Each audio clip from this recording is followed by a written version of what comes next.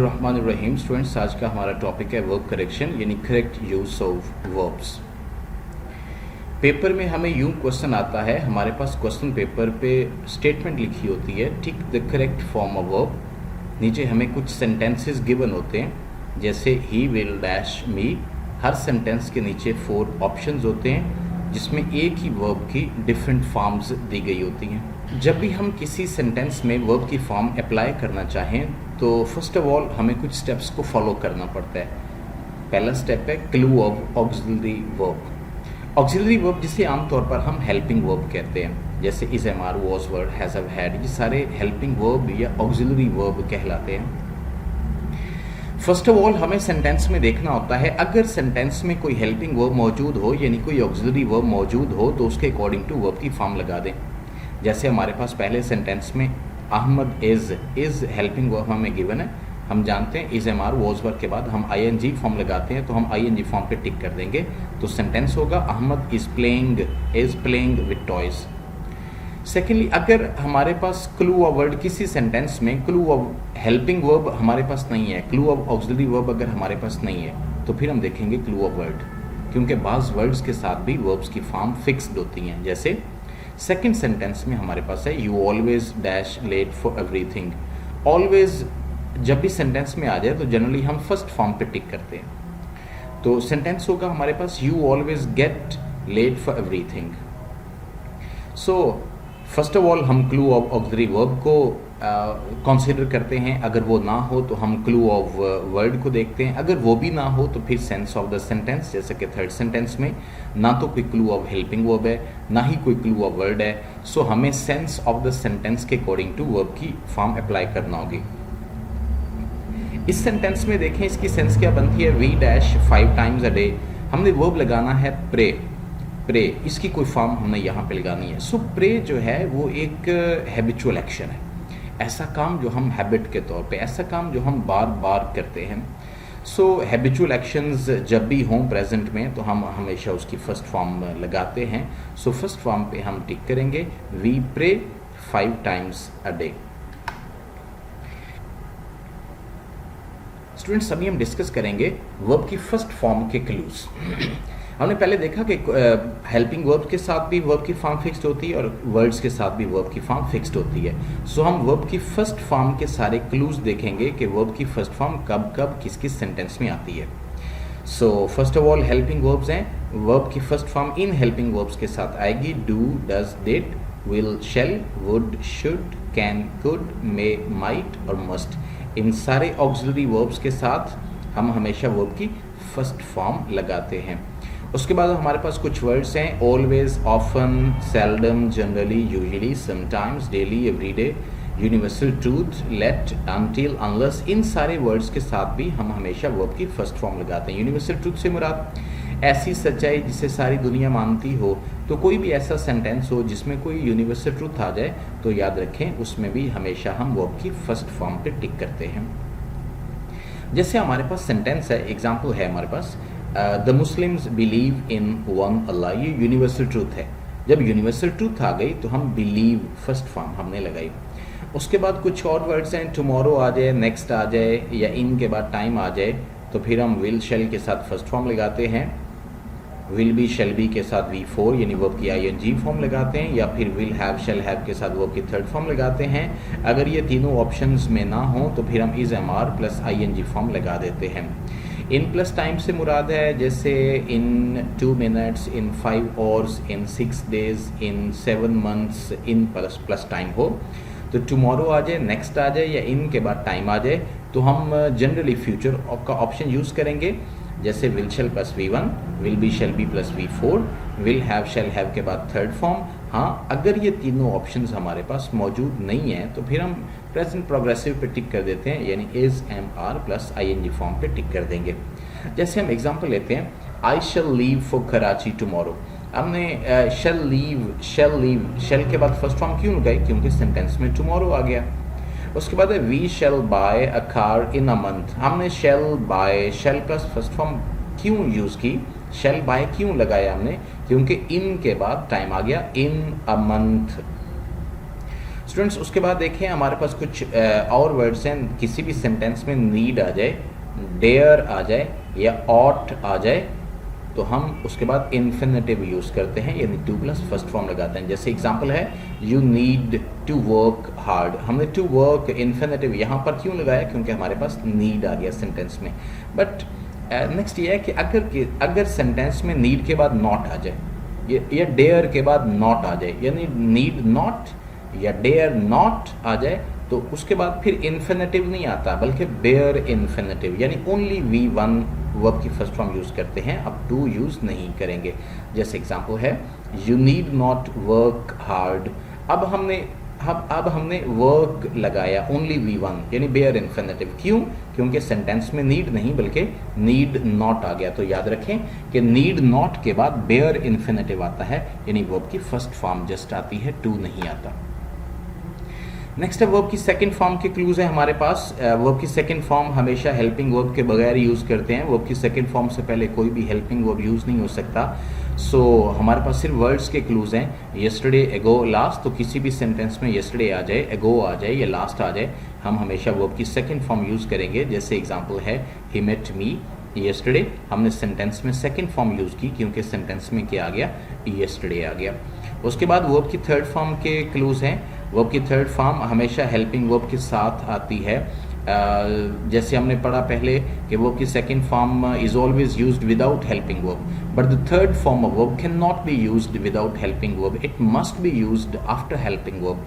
So active voice में इसके तीन हेल्पिंग वर्ब्स होते हैं, हैज़, हैव और हैड। याद रखें स्टूडेंट्स, जब भी हम वर्ब की थर्ड फॉर्म यूज़ करेंगे एक्टिव वॉइस में तो उस थर्ड फॉर्म से पहले हैज़, हैव और हैड में से कोई एक हेल्पिंग वर्ब उससे पहले लगाना कंपलसरी होता है।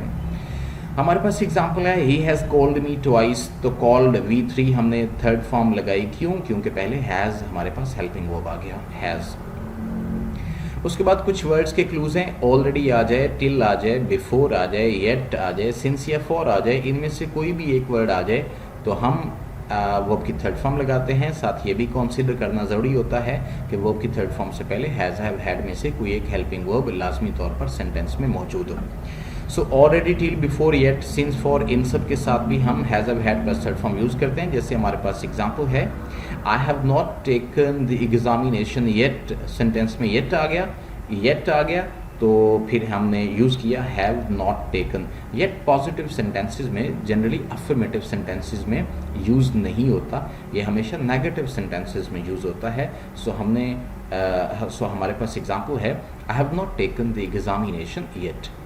स्टूडेंट्स हमने वर्ब की फर्स्ट फॉर्म में पढ़ा था कि नेक्स्ट आ जाए, टुमारो आ जाए या इन प्लस टाइम आ जाए तो हम will, shell plus V1 verb की फर्स्ट फॉर्म लगाते हैं, या will be, shall B plus V4 लगाते हैं, या will have, shall have plus V3 लगाते हैं। बट अभी हम पढ़ रहे हैं कि अगर by plus next, by plus tomorrow या बाय प्लस टाइम आ जाए तो फिर आप प्रेफरेंस देंगे फ्यूचर परफेक्ट को, यानी will have, shall have plus third form use करेंगे। जैसे हमारे पास एग्जांपल है by next year, by next year, अब नेक्स्ट से पहले बाय भी आ गया, बाय प्लस नेक्स्ट आ गया तो हम फ्यूचर परफेक्ट को प्रेफरेंस देंगे, by next year I shall have changed my way. Verb की फोर्थ फॉर्म यानी वर्ब की ING फॉर्म के रूल्स हैं। अगर हेल्पिंग वर्ब्स को देखें तो हमारे पास हेल्पिंग वर्ब्स में से is, am, are, was, were, be और बिन, ये सारे हेल्पिंग वर्ब्स, ये सारे ऑक्सिलरी वर्ब्स एक्टिव वॉइस के हैं।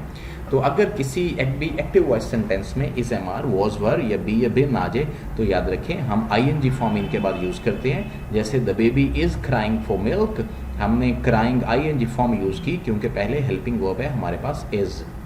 उसके बाद वर्ड्स के क्लूज में किसी भी सेंटेंस में नाउ आ जाए, एट प्रेजेंट आ जाए या दीज डेज आ जाए तो हम इज़, एम, आर लगा के बाद में ING फॉर्म लगाते हैं।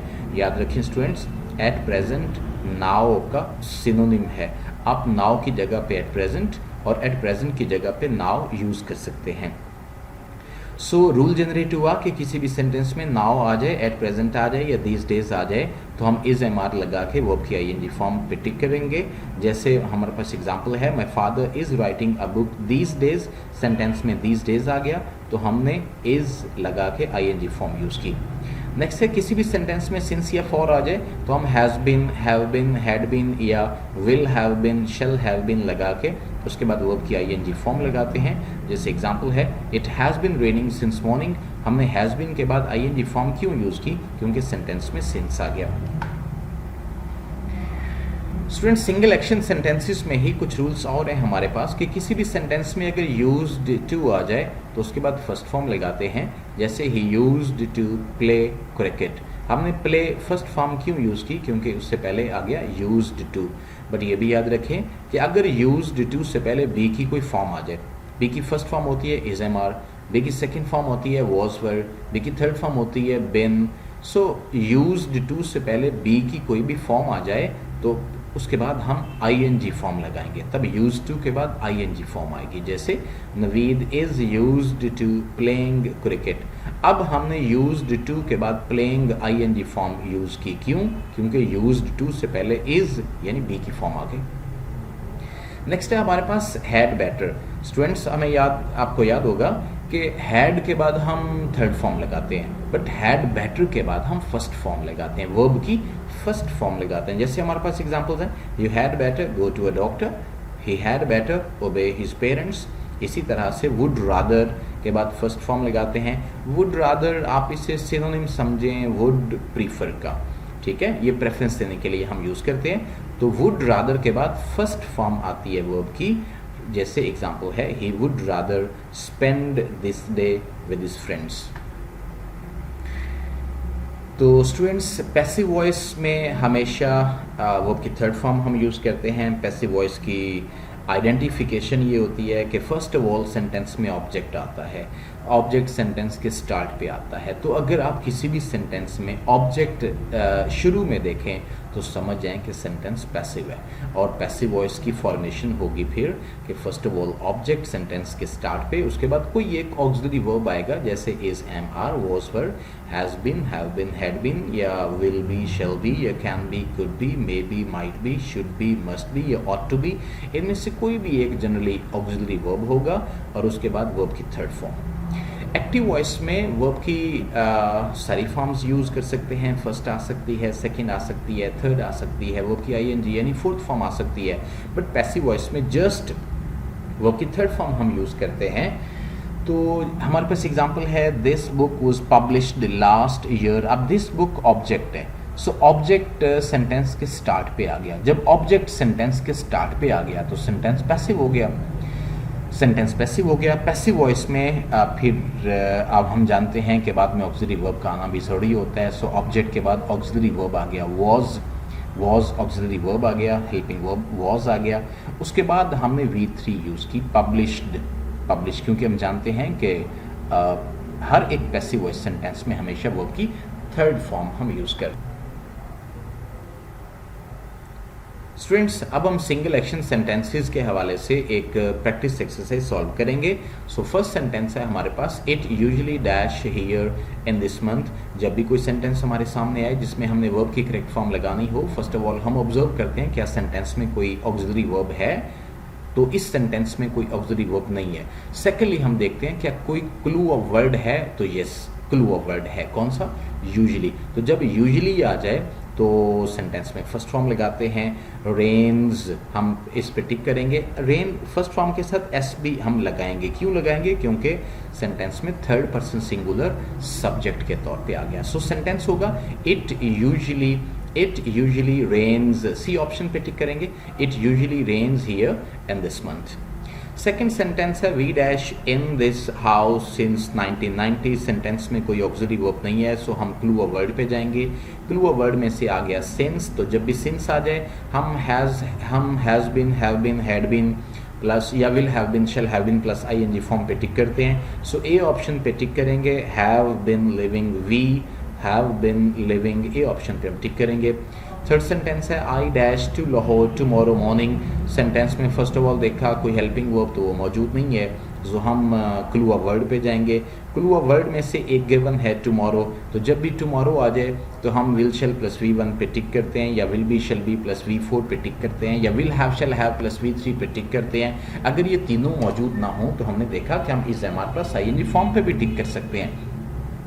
बट यहाँ पे पहले ही ऑप्शन हमारे पास अवेलेबल है, सी ऑप्शन में शेल गो, शेल के साथ फर्स्ट फॉर्म मौजूद है। सो हम इस पर टिक कर देंगे तो सेंटेंस होगा I shall go to Lahore tomorrow morning. Sentence number 4 है time once gone can not be record. तो स्टूडेंट सेंटेंस पैसिव है, टाइम ऑब्जेक्ट है, सेंटेंस के स्टार्ट पे आ गया, सेंटेंस के स्टार्ट पे ऑब्जेक्ट आ गया तो सेंटेंस पैसिव हो गया। सो पैसिव वॉइस में वैसे भी हम एक और क्लू भी देखें तो can not B, can not के बाद जब बी आ जाए तो तब भी सेंटेंस पैसिव हो जाता है। Time once gone can not be recalled, passive voice में तो थर्ड फॉर्म पे टिक करते हैं। सो सी ऑप्शन में थर्ड फॉर्म मौजूद है, time once gone can not be recalled. Next है सेंटेंस नंबर 5 है my friend dash a car last week. हम क्लू ऑफ वर्ड देखेंगे तो वो है लास्ट, जब भी लास्ट आ जाए सेकंड फॉर्म पे टिक करते हैं तो सेकंड फॉर्म बी ऑप्शन में अवेलेबल है, my friend bought a car last week. Next है the train dash the destination till now. हमारे पास क्लू अवेलेबल है टिल नाउ, तो स्टूडेंट्स हमारे पास क्लू अवेलेबल है टिल नाउ। हम जानते हैं जब टिल आ जाए तो हम हैज़ हैव हैड या विल हैव शैल हैव के साथ थर्ड फॉर्म लगाते हैं। सो वो ऑप्शन डी में अवेलेबल है will have reached, will have reached the train, will have reached the destination till now. Next number 7 पे है मनी डैश द मेयर गो। तो ये सेंटेंस इसमें यूनिवर्सल ट्रूथ है, ऐसी सच्चाई जिसे सारी दुनिया मानती हो वो यूनिवर्सल ट्रूथ कहलाती है। तो सेंटेंस यूनिवर्सल ट्रूथ है, हम जानते हैं यूनिवर्सल ट्रूथ में हम हमेशा फर्स्ट फॉर्म लगाते हैं। फर्स्ट फॉर्म हमारे पास दो ऑप्शंस में मौजूद है, ऑप्शन ए में भी फर्स्ट फॉर्म मेक और ऑप्शन डी में भी फर्स्ट फॉर्म मेक्स। हम देख लेंगे मनी कौन सा पर्सन है, ये थर्ड पर्सन सिंगुलर है। सो जब third person singular as the subject of the sentence आ जाए तो हमें फर्स्ट फॉर्म के साथ SEIS ऐड करना होता है। सो हम डी ऑप्शन पे टिक करेंगे, मनी मेक्स द मेयर गो। इसके मानी होते हैं दाम बनाए काम, मुराद हर काम पैसे से होता है।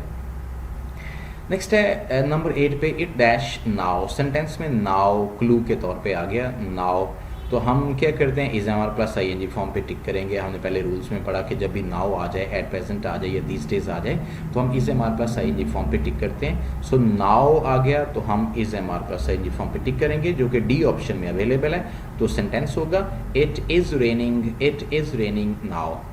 लास्ट सेंटेंस है हमारे पास you need not dash about my health. हमने पहले देखा रूल्स में कि नीड नॉट के बाद हम बेयर इन्फिनिटिव यानी वर्ब की फर्स्ट फॉर्म लगाते हैं। सो वर्ब की फर्स्ट फॉर्म डी ऑप्शन में अवेलेबल है वरी, तो सेंटेंस होगा you need not worry about my health. Students ये था हमारा आज का सिंगल एक्शन पे बेस्ड वर्ब करेक्शन का लेक्चर। नेक्स्ट लेक्चर होगा इंशाल्लाह डबल एक्शन सेंटेंसेस के हवाले से होगा। सो इसी लेक्चर की डिस्क्रिप्शन में आप उसका लिंक पेस्ट कर दिया गया है। आप डबल एक्शन सेंटेंसेस के हवाले से मौजूद लिंक पर क्लिक करें तो आप दूसरे लेक्चर पे चले जाएंगे। वर्ब करेक्शन पे हमारे टोटली 3 लेक्चर्स हैं। फर्स्ट लेक्चर आज हमारा हो गया।